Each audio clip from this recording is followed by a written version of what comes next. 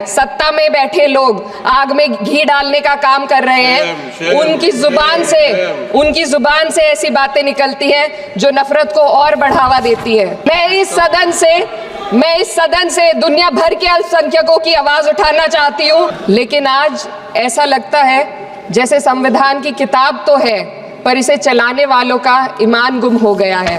संभल में जो हुआ वो सबके सामने है। पुलिस के संरक्षण में निर्दोष लोगों की हत्या की गई और सरकार ने चुप्पी साध ली। मुझे अपने भारतवर्ष पर फक्र है कि जिसके पास ऐसा संविधान है जो लोकतंत्र, समाजवाद और सेक्युलरिज्म को संजोता है। लेकिन आज ऐसा लगता है जैसे संविधान की किताब तो है पर इसे चलाने वालों का ईमान गुम हो गया है। आज हिंदुस्तान में हर वर्ग को किसी न किसी चुनौती का सामना करना पड़ रहा है, मगर अल्पसंख्यक खासतौर पर मुसलमानों पर जो कहर टूटा है वो किसी से छुपा नहीं है। ये लोग सिर्फ अपने मजहबी पहचान की वजह से निशाने पर हैं। संविधान का अनुच्छेद 15 कहता है कि किसी भी नागरिक के साथ धर्म, जाति या किसी और वजह से भेदभाव नहीं होना चाहिए, लेकिन हकीकत इसके उलट है। हालात इस कदर बिगड़ चुके हैं कि hate speech, mob lynching, bulldozer द्वारा घरों को गिराने की घटनाएं आम हो गई हैं, खास तौर पर उत्तर प्रदेश में, जहां ऐसा लगता है जैसे कानून के नाम पर जंगल राज चल रहा हो। संभल में जो हुआ वो सबके सामने है। पुलिस के संरक्षण में निर्दोष लोगों की हत्या की गई और सरकार ने चुप्पी साध ली। अल्पसंख्यकों पर हिंसा बढ़ती जा रही है, मगर सत्ता में बैठे लोग या तो आंखें मूंदे हुए हैं या फिर इन घटनाओं को बढ़ावा दे रहे हैं। हद तो तब हो जाती है जब न्यायपालिका की बात भी अनसुनी कर दी जाती है। सुप्रीम कोर्ट ने मॉब लिंचिंग पर 11 सूत्रीय निर्देश जारी किए थे। इसमें साफ कहा गया था कि राज्य सरकारें और पुलिस इस तरह की घटनाओं को रोकने और दोषियों पर सख्त कार्रवाई करने के लिए जिम्मेदार हैं, लेकिन आज भी इन निर्देशों पर अमल नहीं हो रहा है। हाल ये है कि मॉब लिंचिंग को रोकने की बजाय सत्ता में बैठे लोग आग में घी डालने का काम कर रहे हैं। उनकी जुबान से ऐसी बातें निकलती हैं जो नफरत को और बढ़ावा देती है। ये अशांति अब इतनी गहराई तक फैल चुकी है कि हमारे समाज के धर्मनिरपेक्ष चरित्र पर गंभीर सवाल उठ रहे हैं। साल की शुरुआत में ही कई राज्यों में दुकानदारों को अपने नाम बोर्ड पर लगाने के लिए मजबूर किया गया। इसे सेहत और सुरक्षा के कानूनों का हिस्सा बताया गया, मगर असल मंशा कुछ और थी। ये कदम खास तौर पर मुसलमान दुकानदारों को निशाना बनाकर उठाया गया ताकि उनकी रोजी रोटी पर चोट की जाए। पिछले हफ्ते मुरादाबाद में एक मुस्लिम डॉक्टर को हिंदू बहुल्य मोहल्ले में घर खरीदने पर विरोध झेलना पड़ा। वजह बताई गई कि इससे मोहल्ले की सामाजिक शांति बिगड़ जाएगी। अब आप ही बताइए, क्या ये वजह सही है, जायज है? असल में ये छोटी बड़ी घटना इस बात का सबूत है कि सांप्रदायिकता को बढ़ावा देने वाले बयान और नीतियां हमारे समाज को अंदर से खोखला कर रही है। उत्तर प्रदेश में यति नरसिंहन ने बेहद घटिया बयान दिया, लेकिन सरकार इन बयानों पर कोई कार्रवाई नहीं कर रही।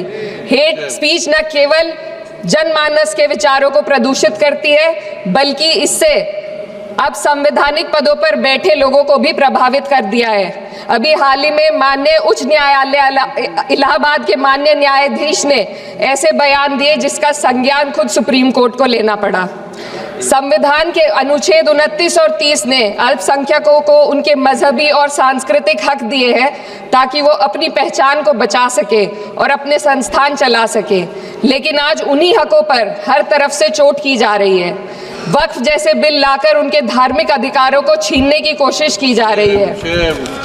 आज अल्पसंख्यक समुदाय को संविधान द्वारा दिए गए अपने बुनियादी अधिकार पाने के लिए लंबी लड़ाई लड़नी पड़ रही है। ऐसे कई मामले अदालत ने न्याय देकर संविधान की रक्षा की है, लेकिन अदालती प्रक्रिया में जो समय लगता है उसकी वजह से देश के सामाजिक ताने बाने को भारी नुकसान उठाना पड़ता है। मिसाल के तौर पर इलाहाबाद हाई कोर्ट ने 2004 के मदरसा एक्ट को रद्द कर दिया था, जिससे मदरसों के संचालन पर सवाल उठे। हालांकि सुप्रीम कोर्ट ने बाद में इस फैसले को पलट दिया और एक्ट को वैध करार दिया, लेकिन इस प्रक्रिया में जो समय लगा उसने अल्पसंख्यकों को बेचैनी और संघर्ष के दौर में डाला है। इसी कड़ी में प्लेसेस ऑफ वर्शिप एक्ट 91 भी आता है और कई अन्य अधिकार, उन्हें भी इसी तरह अदालती लड़ाइयों में उलझाया जा रहा है। ये स्थिति न केवल अल्पसंख्यकों के अधिकारों की राह में रुकावट है, बल्कि justice delayed is justice denied जैसी कहावत को सिद्ध करती है। मैं इस सदन से दुनिया भर के अल्पसंख्यकों की आवाज उठाना चाहती हूँ, खास तौर पर हमारे पड़ोसी देश बांग्लादेश में अल्पसंख्यकों के साथ जो हो रहा है वे दिल को गहरे तक चोट पहुंचाने वाला है। उनकी जान माल की हत्या की जा रही है।